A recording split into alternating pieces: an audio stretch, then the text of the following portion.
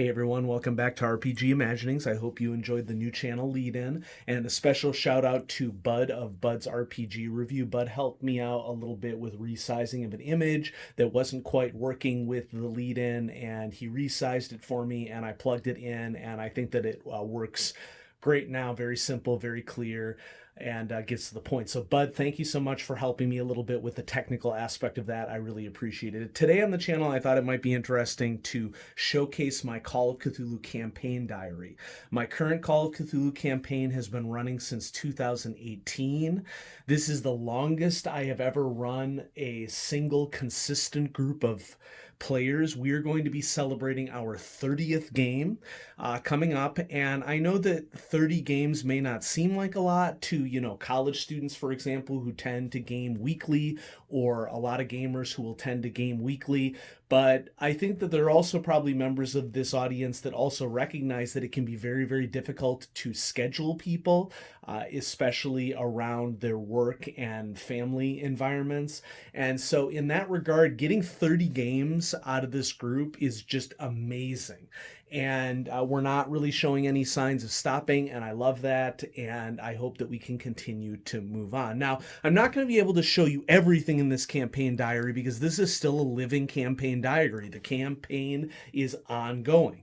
And so there are going to be some things that I'm going to be able to show you, like maybe some specific NPCs that my players know about, some equipment that they have, how I record things. I'll be able to throw out some of my prior session notes, I think, because I didn't really start this campaign diary until we were something like 10 or 11 sessions in, and so it doesn't really start at the very start of the campaign. But after we got several sessions in, I recognized, I really need to be writing down some more of this stuff in a centralized location so that I can work off of it. And so I'm going to show you some parts of the campaign diary, but not all.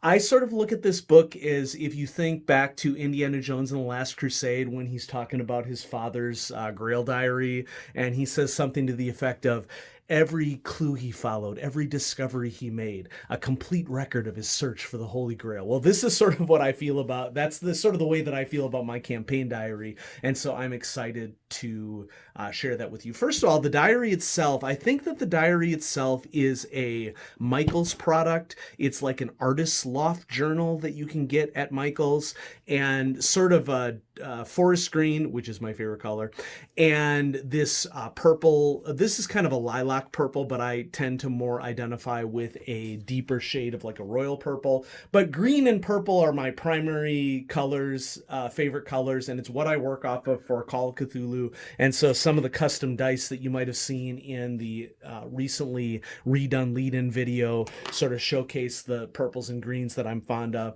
So you can get these journals in a wide variety of colors, and I like them for a couple of reasons. First off, so here's my really lame drawing of the elder sign in the beginning here, and then here's my campaign components list, sort of my table of contents for the journal so far. These journals are about 250, maybe 300 pages long. I like them because it starts with this table of contents space that you can use, but then I always tend to get graph paper for my journals as well. And so I've added to this, I've subtracted to it, but graph paper is sort of my jam in terms of this. I also like this journal because it comes with 2 ribbons. So there's 2 places that I can mark things. And this is really useful for a campaigning standpoint, because if I need to be at a particular part of the book for a particular session, I will usually use 1 ribbon to mark the beginning and 1 ribbon to mark something that I know is a key aspect that needs to happen within the particular session. It also has a elastic close, which is very useful. And you may have noticed right off the bat that I have my flip clip, which was a Kickstarter that I backed a little while ago, that includes some of my writing utensils that is very easily to carry along with the journal without having to carry them separately. And so flip clip is kind of cool in that it you can fold out your journal and have it like that if you want, or you can clip it into place like this, and it clips very sturdily to whatever you're trying to clip it to. This Kickstarter kind of went a little longer than what it should have with not a lot of communication, but at the end of the day, I got the product and that's what matters. And so, yeah, let's just go ahead and dive more into the actual journal itself. And so I start off here with books acquired, and so their first adventure was The Haunting, so you can see that I marked down what scenario they got the book in, what the location was, and what suggested spells I have for that particular book. Now I'm showcasing this even though my players are going to see this because these are spells that they have all learned from these particular tomes. And some of them I have the Call of Cthulhu names for them. Some of them I have alternate names that I have given to them because I do what a lot of keepers do in Call of Cthulhu, which is to deliberately alter the names of spells to keep up with the mystique, so that, for example, Screech of the Flying Lobster is our name in the campaign for a spell that allowed one of my players to build a Migo device from Corbett's journal.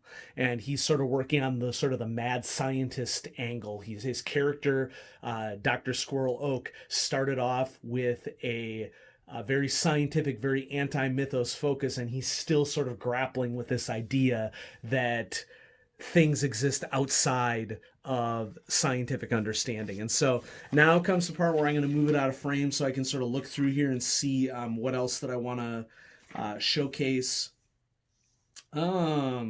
Here we have our spells learned page for Pollux Rex, the occultist of the group. And you're going to notice right off the bat that he has learned quite a few spells. But the interesting aspect of this is that other than the initial casting, he hasn't cast a lot of these spells because Pollux and the guy who plays him are very good at recognizing that just because you gain arcane knowledge doesn't mean that it's wise to use it. And so I have a section here in which I've written down all the spells that all the characters have learned and what their alternate names are, what the Call of Cthulhu names are for it. I've even periodically written down some details on like when they learned it, what was their intelligence check, what was their sanity roll, etc. This is one that I feel pretty good showcasing because at this stage, after like 2.5 years in the campaign, Dr. Oak knows the nature of this spell really, really well. So here's the campaign text on Screech of the Flying Lobster, what it does, what he had to do to learn it. He has since altered the device significantly, so I've been adding little notations as we go along here to indicate what he was able to do to alter the Migo device, to gain different aspects of it. Most recently, he's made improvements like making it so that he could record short snippets of audio and to take images with it, kind of like with a smartphone. But every time he has taken an image with it, the device will, I don't want to say backfire, but the device will show him something that he doesn't want to see. And so there's always a risk reward associated with it. There was one point in which he failed a sand check with it, and he almost smashed the device to smithereens with what he saw because he had a bout of madness. And so there's just so many awesome role-playing and character hooks that you can get out of a device like that. I feel pretty okay with showing this page because they have all played through all of these scenarios up until this point, but I am keeping my thumb over one of them because they just unlocked one of them. And so the arrows are sort of showing what pathways they could take for different locations. And so each of my players had a particular hook that they could choose to follow in a particular order. And so, for example, we had Vivian's hook, which led to Mansions of Madness. We had Pollux's hook, which led to Idol of Thoth. The whole group, which Squirrel's hook was the Hand of Abyzo out of, I believe that this is out of Shadows over Scotland. There's various other hooks that they gained from Idol of Thoth that those of you in the audience might recognize some of these locations for a particular campaign that I'm holding my thumb over. And you can see Caduceus's headquarters. You'll know what that leads into. We have Darkness Beneath the Hill. Here that was Alex's hook. And then I'm not going to show you the next page because the next page details even more some future campaign hooks that I'm trying to work off of. And so if I can get it just this page in frame, William the Cat is one of the main NPCs, arguably the main NPC, one of two main NPC. I would say that Jane Ouija is the other main NPC in the game, who's an ally of the investigators. And so William the Cat is Alex Moore's cat, but he is a Dreamlands cat and has a Dreamlands alter ego, and we've spent nearly half of the campaign in the Dreamlands, but we have since come back to 1920s Boston and New York. And so here are all the campaign details on William the Cat and who he is as a character, and that takes up a couple of pages. The Darkstone was recovered in the Mansions of Madness scenario, and so here's some details on the Darkstone and some additional things that in this last scenario 29, Pollux did some more research on the Darkstone and sort of brought the campaign very much full circle, because Mansions of Madness was like the third session we had. And so they're continuing to do research on the Darkstone. The Darkstone sort of created like a villain aspect to some of our NPCs. I have some additional information on the Silver Key, which they recovered in the Dreamlands. You know, folks, as a keeper, I'm kind of the opinion that you go large or you go home. And so my players have met Randolph Carter's dreaming self in the Dreamlands. Through a series of adventures, they recovered the Silver Key from him, but the Silver Key has limited utility here. As Randolph Carter described to them, it took him hundreds or thousands of years of Dreamlands secrets to unlock the full secrets of the Silver Key. So they are just beginning to unlock how they might use the Silver Key in the campaign. And then a majority of the rest of the journal, you can see this says session 13 pre-planning. At this point, after we had gotten to session number 13, I started recording specific happenings of what was going to happen in individual sessions. I crossed out things that I thought might happen that didn't happen.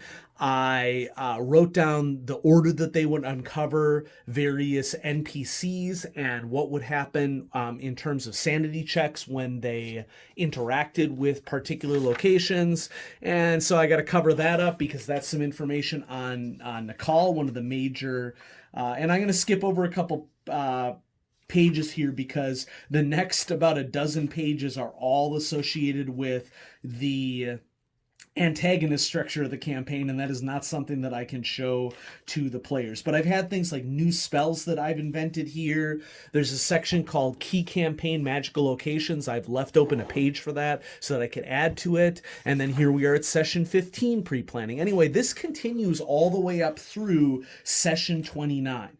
Now, a lot of stuff we will do digitally because I find that sometimes in between sessions, there is some information that the players want to do a little bit more research on, but they were sort of things that would bog down the speed of a normal session. Incidentally, here's sort of my deck plan for the Mary Celeste. My players traveled in the Dreamlands from Dilithleen to Celestice on the ship Serendipity, and on the way there they encountered the dream echo of the Mary Celeste, which if you're not familiar with the Mary Celeste, go ahead and look it up.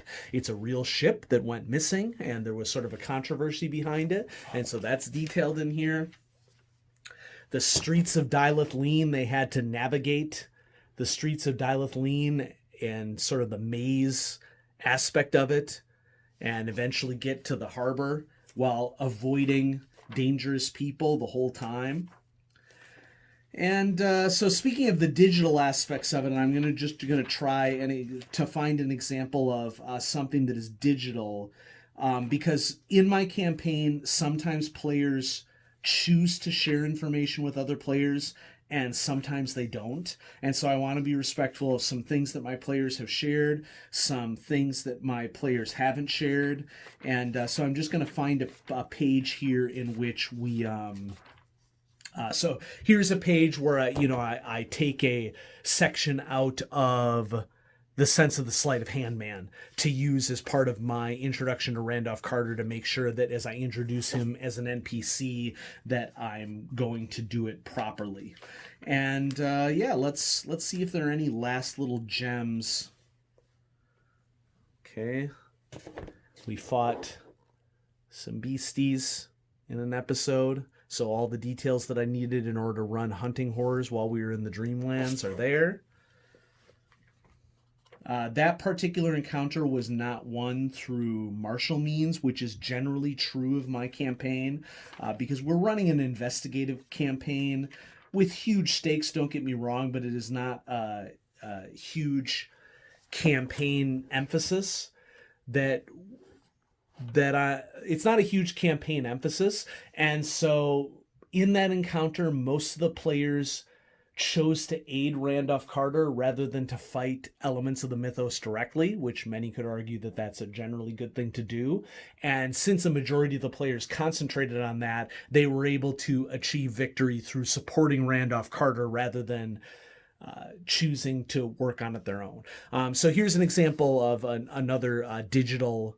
I typed this out so that I could make sure that I would speak about it properly. This is Jane Ouija's story. Jane Ouija has quite a remarkable, I think, character campaign arc in which she is a trusted NPC of one of the PCs, but the mythos got its claws into her and started moving her towards the dark side, so to speak.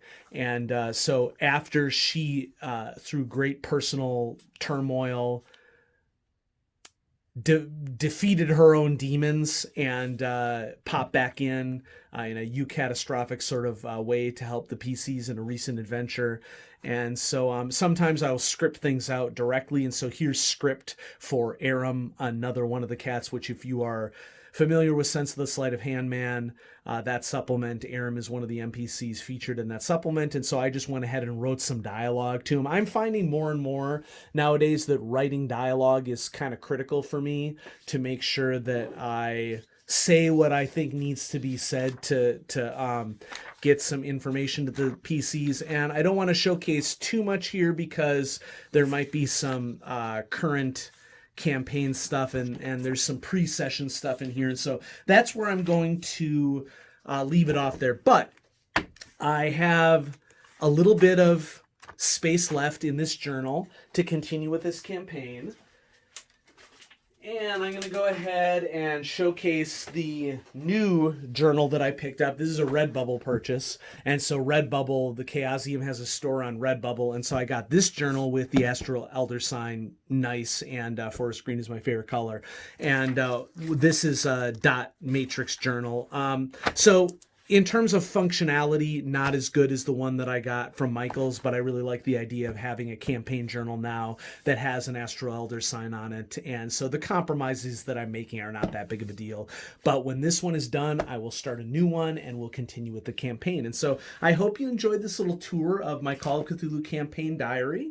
And for any, game masters out there, maybe you'll see some ideas that will help to spark your interest of what you might do to record details of your campaign as you go. If anybody also in the audience is interested, this is a i9 IJ Instruments Model 9 mechanical pencil. This was kickstarted and I purchased this one separately from a gentleman in Scotland. And so if you are a UK gamer and you want to check out ijinstruments.com, you can do that. Also, if you're just like mechanical pencils in the audience, I'll just go ahead and plug my other channel. I have another channel that I've had for over 5 years now. It's called Clutch Situation, focuses on mechanical pencils. And this is sort of the melding of my two hobbies where I have my nice aluminum machine mechanical pencil docked into my campaign journal for role playing. And so thanks so much for watching, everybody. I'm going to have some more videos coming at you as often as I can get them out. And have a great day.